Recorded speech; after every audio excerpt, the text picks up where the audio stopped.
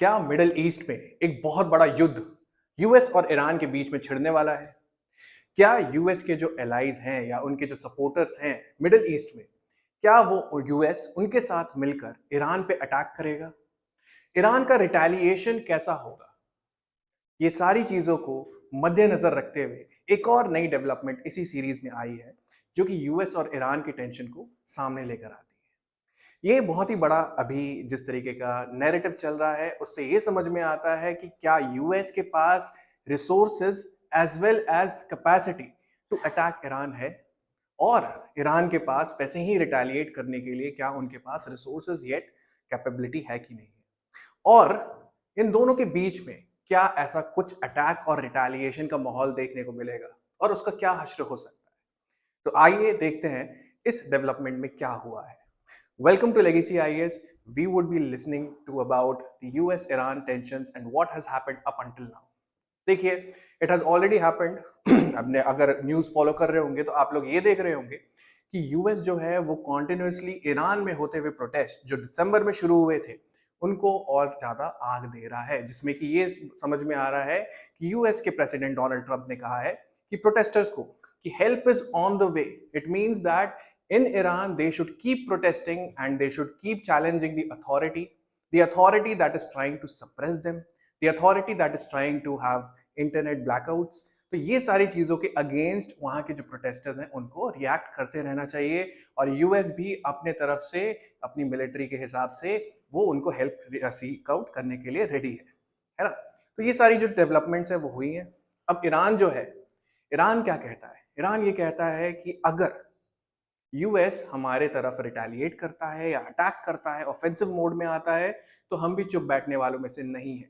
ठीक है, यहां पर आप ये पिक्चर देखेंगे, इस पिक्चर पे लिखा है, यहां पर इस पार्ट में लिखा है, if you sow the wind you will reap whirlwind. ये ईरान की जगह पे है, जो ये कह रहे हैं कि यूएस अगर हमारे तरफ किसी तरीके का अटैक करता है तो हम पूरी अच्छी तरीके से उसको रिटेलिएट और जवाब देने के लिए रेडी हैं। अब इस पूरे ये जो पूरा नैरेटिव है, इसमें मिडिल ईस्ट के कंट्रीज का क्या कहना है?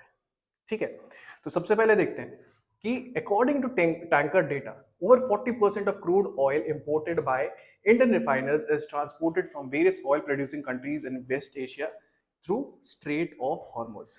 ठीक है, यहाँ पे एक चीज जानने की है कि कई बार जो स्टैंड लिया जाता है, जिसके भी साइड कंट्रीज होती हैं, वो यूजुअली एक आइडियोलॉजी के ऊपर होती हैं, है ना। तो ये अगर मिडल ईस्ट के जो कंट्रीज हैं उन्हें अगर ईरान पसंद नहीं है ना, वो स्ट्रैटेजिकली उसको डिसलाइक करते हैं, और यूएस अगर बोल भी रहा है कि हम उस पर मिलिटरीली अटैक करने के लिए भी रेडी हैं, तो इसमें उनको क्या दिक्कत आ रही है?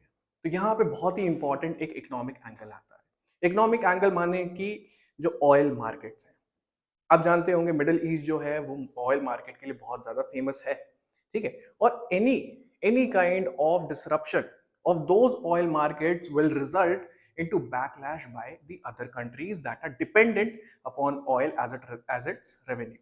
ठीक है, अब आगे देखते हैं कि ईरान के पास ऐसी कौन सी कैपेबिलिटीज हैं, है ना।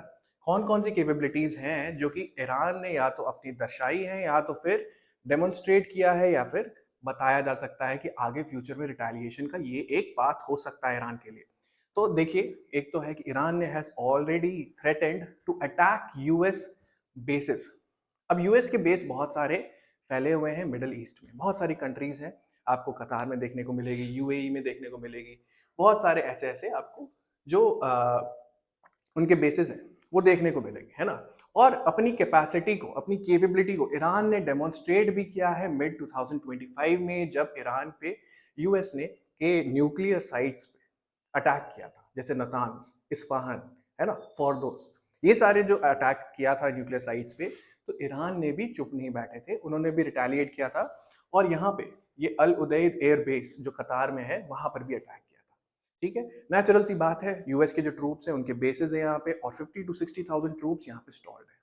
ठीक है, इन केस कि अगर कुछ तरीके की टेंशन क्रिएट होती है, तो ईरान ने भी अपने तरफ से रिटेलिएशन का बैलेंस दिखा दिया है। दूसरा ये जो कि है जोग्राफिकली, ज्योग्राफी में अगर हम लोग देखें तो स्ट्रेट ऑफ हॉर्मुज, ये स्ट्रेट ऑफ हॉर्मुज है, आप ये देख सकते हो कि ईरान यहाँ पर है, यूएई यहाँ पर है, कतार यहाँ पे है, सऊदी यहाँ पर है। ठीक है, इसका क्या मतलब है? इसका ये मतलब है कि ज्योग्राफिकली भी अगर ईरान पे अगर रिटेलिएशन, अगर कोई अटैक किया जाता है, अगर अटैक किया जाता है तो ईरान जो है ये स्ट्रेट ऑफ हॉर्मुज को एक तरीके से ब्लॉक करने की कैपेसिटी रखता है। ठीक है, अब ये स्ट्रेट ऑफ हॉर्मुज इसलिए इंपॉर्टेंट है क्योंकि nearly 40% of global oil as well as LNG exports happen through this Strait of Hormuz. ठीक है, ना सिर्फ ईरान इस पे डिपेंडेंट है, चाइना भी इस पे डिपेंडेंट है स्ट्रेट ऑफ हॉर्मुज पे, और इंडिया के भी 40% जो क्रूड ऑयल की जो जरूरतें हैं वो इसी रूट से होके जाती है। इस रूट को हम लोग ग्लोबल चोक पॉइंट कहते हैं।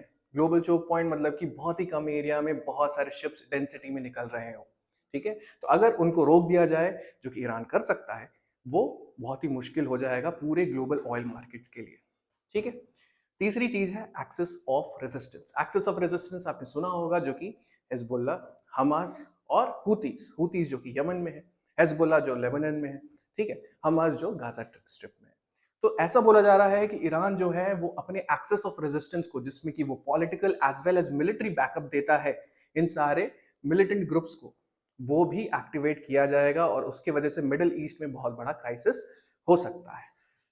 अब हम लोग आगे देखते हैं कि जो मिडिल ईस्ट की कंट्रीज हैं वो यूएस को क्यों सपोर्ट नहीं करना चाह रहे हैं उनके इस मिलिट्री टैक्टिक्स पे। ठीक है, सबसे पहला रीजन ये बोलते हैं, countries where the US government has admitted to launching military interventions. कहीं भी अगर यूएस गया है मिलिट्री इंटरवेंशंस के साथ, चाहे वो इराक हो, चाहे वो अफगानिस्तान हो, तो वो अपने पहली स्थिति से और बदतर हो गया है। ऐसा नहीं हुआ है कि कभी भी बहुत सारे डेवलपमेंट्स देखने को मिले और आपको वो कंट्री एक नए इकोनॉमिक ग्रोथ के पाथ पर आता हुआ दिखता है। तो इसका मतलब है कि ईरान को एक तरीके से डिस्टेबलाइजेशन की तरफ जाना पड़ेगा अगर इस तरीके का यूएस अटैक करता है। दूसरा कि ईरान के अंदर जो प्रोटेस्ट हो रहे हैं, अगर एक्सटर्नल एग्रेशन उनकी तरफ आता है, जैसे कि यूएस की तरफ से एक्सटर्नल एग्रेशन आया, तो हो सकता है कि डोमेस्टिकली जो ऑलरेडी सप्रेस किया जा रहा है प्रोटेस्टर्स को, उनको और ज्यादा सप्रेस किया जाए, है ना, उनके और जो ह्यूमन राइट्स है वो और ज्यादा वायलेट किए जाए, और वो एक ग्लोबल कम्युनिटी के कंसर्न के लायक स्थिति है। तीसरी चीज कि बहुत सारे लोग जो परसिक्यूट होंगे within the region of Iran, they will also fled the region and they will also go into the other countries, increasing the amount of economic welfare schemes that have to be given out to them, है ना। तो ये सारी चीजों को सामने रखते हुए मिडिल ईस्ट की कंट्रीज जैसे कि सऊदी, जैसे कतार, यूएई और ओमान, ये सारे जो कंट्रीज हैं, ये बोलते हैं कि ये कोई पेट्रो स्टेट जैसे कि वेनेजुला उस जैसा केस नहीं है। ये ऐसा केस है जिसमें कि ईरान जो है वो जोग्राफिकली ही नहीं बल्कि इकोनॉमिकली भी इंटीग्रेटेड है इस पूरे रीजन में। ठीक है, और उन पे अटैक करना, उन को डिस्टेबलाइज करना, पूरे ऑयल मार्केट्स को भी डिस्टेबलाइज कर सकता है। इसीलिए वो सुझाव देते हैं यूएस को, यूएस की मिलिट्री इंटरवेंशंस को, कि अभी के लिए वो अपने बढ़ते कदम को रोके, और बहुत सारे अलग चैनल्स हैं जिनके थ्रू वो पीस को एस्टैब्लिश कर सकते हैं, जैसे कि डिप्लोमेटिक चैनल, है ना, प्रेशर बनाना ईरान पे, ताकि वो अपने जो इतने सारे जो जस्ट प्रोटेस्टर्स हैं जिनको सप्रेस कर रहे हैं, उससे वो बाहर आ जाए। ठीक है, तो ये थी news with respect to US Iran tensions. Thank you.